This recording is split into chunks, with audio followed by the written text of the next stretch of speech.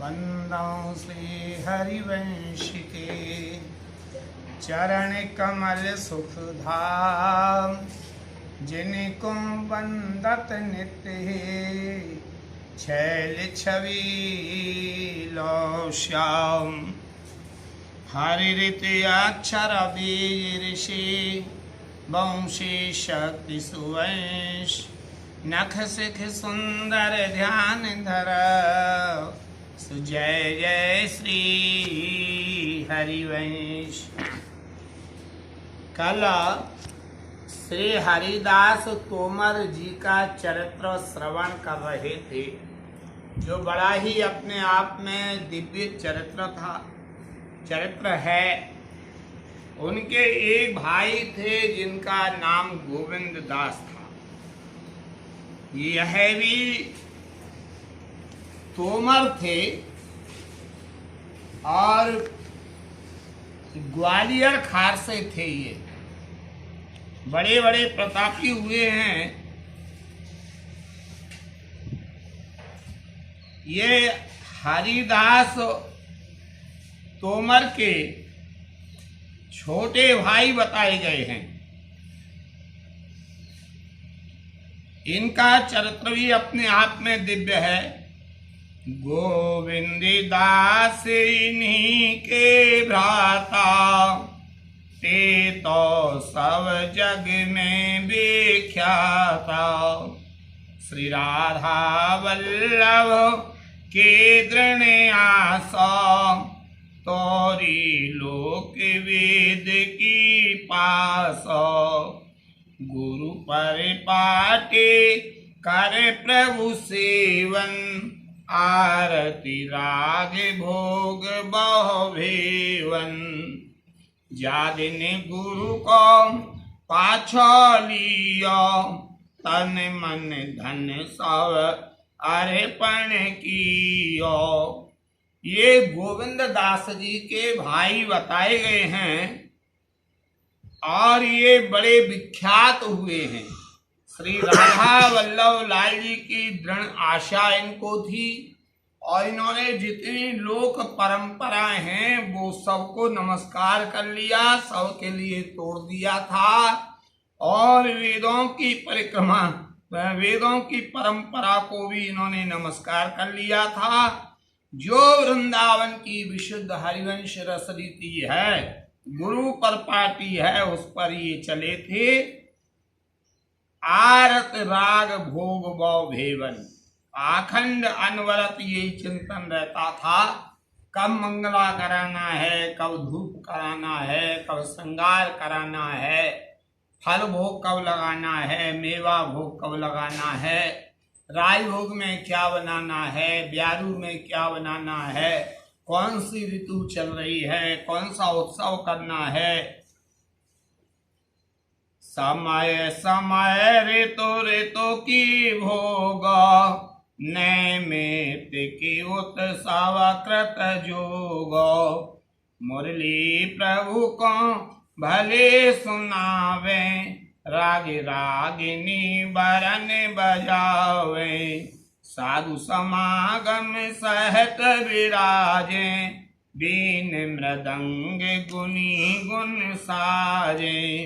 पृथ्वी पति ने बोले पठाए, सेवा सहित तहाँ चले आए।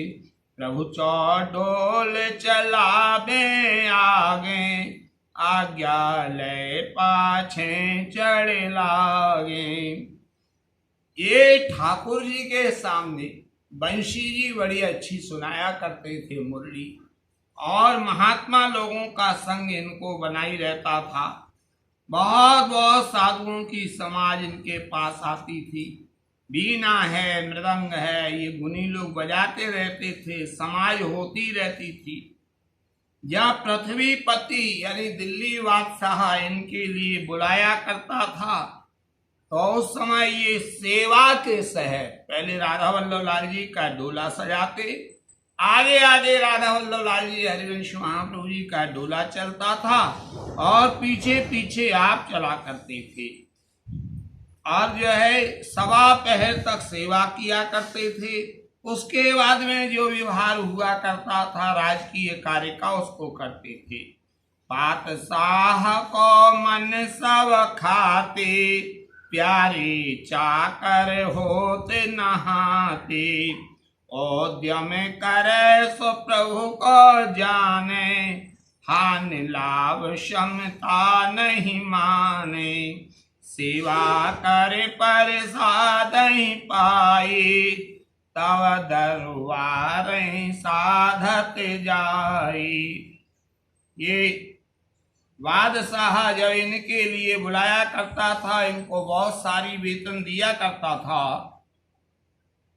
और ये बड़ी ईमानदारी से कार्य भी करते थे राजकीय। लेकिन इनका एक नियम था कि पहले सवेरे से पूरी सेवा कराते थे, फिर राजभोग लगाते थे और श्री जी का जो भोग लगा है उसी को पाते थे और कुछ नहीं पाते थे। और क्या हानि है और क्या लाभ है उसमें ध्यान नहीं देते थे। हानि हरिवंश के नाम अंतर पर है, लाभ हरिवंश उच्चरत सुबानी। हानि क्या है? हरिवंश नाम जप में अंतर आ जाए वो हानि है। हरिवंश जी का नाम बराबर होता रहे यही लाभ है। जोगल कहें नृप लगे चाहने, चुगल कहें नृप लगे चाहने। मुरली बजावो कहे शाहने। वो जो नीरस लोग थे वो इनकी हंसी उड़ाते और शाह से कहने लगे, आहा भगत जी आ गए हैं। अरे ये देखो, पहले ठाकुर जी की सेवा करते हैं, फिर पेट भरते हैं, तब दरबार में आते हैं। बंशी बजाने से फुर्सत नहीं है इनको। राजा एक दिन कहने लगे कि अरे भाई बंशी बड़ी अच्छी बजाते हो, तो आज हमारे लिए बंशी सुनाओ। तब ये बोले गोविंद दास, निज प्रभु की सांचे आस। अपने ही राजा से कहने लगे कि प्रभु आगे मुरली बजे, तुम आगे तलवार, और कछु हानि नहीं यही बात निर्धार। ये बंशी तो हमारे प्रभु के सामने ही मैं बजाता हूँ। अरे तुम्हारे सामने तो तलवार चला सकता हूँ, और यदि हिम्मत है तो आ जाओ बादशाह, आज हमारे तुम्हारे 2-4 तलवारबाजी के हाथ हो जाएं। राजा को बड़ा अटपटा सा लगा, ये कैसी सेवा करते हैं, हमारे यहाँ इतने बड़े पद पर होकर के ऐसा बोल रहे हैं। तो राजा उस समय एक अंबर डाकू से बहुत परेशान थे। पातशाह ने रिस कर काहे, अंबर के मारो तो साही। तवे ने लटको किया जुहारो, और डेरा जित ही चलते ही बारो। करी प्रतिज्ञा पहुँचे निवाही, अंबर चंपू के फिर सिरवाड़ी। हाँ बांस पाल की कौकट लागी, तहाँ गोविंद के प्रभुता जागी। सूरंतन शाह शाही सराहें, जिन पठयोता के बिसराहें। ये जो डाकू था अंबर, ये पालकी में चारों ओर कई पर्त के बांस लगा के चला करता था, जिससे यदि कोई तलवार मारे तो एक आध पर्त बांसों की कटेगी। कम से कम 100 पर्त बांस लगाया करता था। घोड़े पे बैठ के जा रहा था, ये पीछे पीछे गए, इन्होंने ललकारा और उसके बाद जो जोर से तलवार मारी है तो 100 ही उसके बांस जो है कट गए हैं। आए तो जब इसकी विजय हो गई, पकड़ करके लेकर के आए, राजा के सामने प्रस्तुत किया। तो उस समय जो है राजा बड़ा प्रसन्न हुआ और चरणों में गिर गया। बोले महाराज हम नहीं जानते थे आप इतने बड़े प्रतापी हो। तो ये बोले हरिवंश भरोसे भये न डर, नित गर्जत हरिवंश बल। हमारा कोई प्रताप नहीं है, ये तो हरिवंश नाम का प्रताप है। प्रभु सेवा में निपुण जो त्यों व्यवहार जान। भगवत डरो न साहसों हरि प्रताप उरियान। जितने ये भजन में पारंगत थे उतने इनके लोक व्यवहार जगत के काम भी श्री जी अच्छे करवाया करती थी। जिनके धृत्यन धृत्यते डर पे बड़े नरिंदो। तृण समिति नहीं गण्यो नहीं गोविंद बल गोविंदो। ये गोविंद के प्रताप से ये जो है बड़े बड़ों से नहीं डरा करते थे। और कहा पर कहूं पातशाह की बात। मानी नहीं बल भजन के चुके ना अपनी घात। इनके भ्राता पुत्र सवा रस के अनन्य प्रवीण। और गुरु ही समर्पित सकल निधि इष्ट भजन में लीन। इनके सभी भाई भक्त बन गए थे, सभी पुत्र भी भक्त बन गए थे। हरिदास तोमर के भाई थे ना। हरिदास तोमर के पिताजी के विषय में तो मैं बता ही चुका। वो तो मांसाहारी, जुआ खेलने वाले, मदरा पीने वाले थे और कहते थे ये क्षत्रियों का धर्म है। लेकिन एक भक्त हो जाता है तो नारद भक्ति सूत्र में कहा है सा तरती सा जगत तारयति।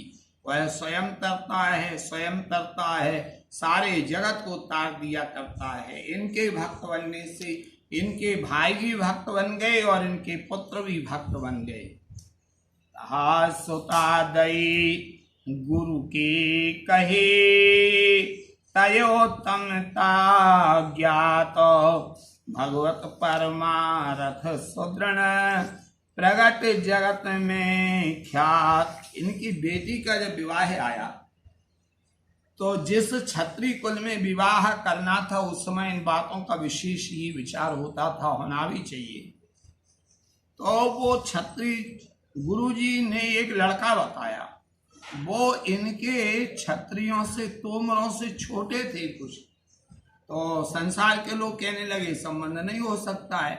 लेकिन ये गुरुजी ने देखा कि वो परिवार अनन्य हितधर्मी है, क्षत्रिय है, तो इनको समझाया उन्होंने। अरे दिन रात उनके यहाँ राधा वल्लभ लाल की चर्चा होती है, तो अन्य लोगों से तो अच्छे हैं जो धर्म को नहीं जानते, तुम बेटी का संबंध कर दो।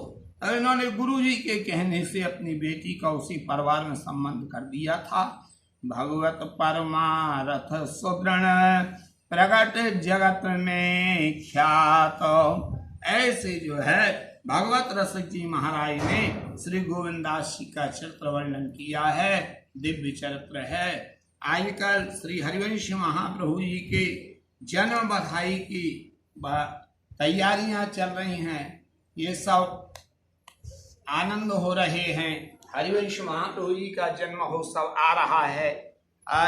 जगह जगह कुंज कुंज में बधाइयाँ बोली जा रही हैं। कुंज कुंज में बधाइयाँ होंगी। अद्भुत आनंद होगा। भैया हो अद्भुत मंगल आज प्रगट भये हरिवंश चंद्रवर रसकन के सिरताज। सभी के लिए अपने अपने घर में बधाई करना चाहिए, उत्सव करना चाहिए। अब की जो पूरे विश्व में समस्या आई है, जो रोग आ गया है, ये एकांत की ओर संकेत कर रहा है। एकांत में भजन करो, दिखावे से दूर रहो। और स्वामी हरदास जी कहते हैं चलो भीड़ते न्यारे ही खेलें। यदि शताब्दियों पहले जाया जाए तो वृंदावन का यही स्वरूप था जो आज है।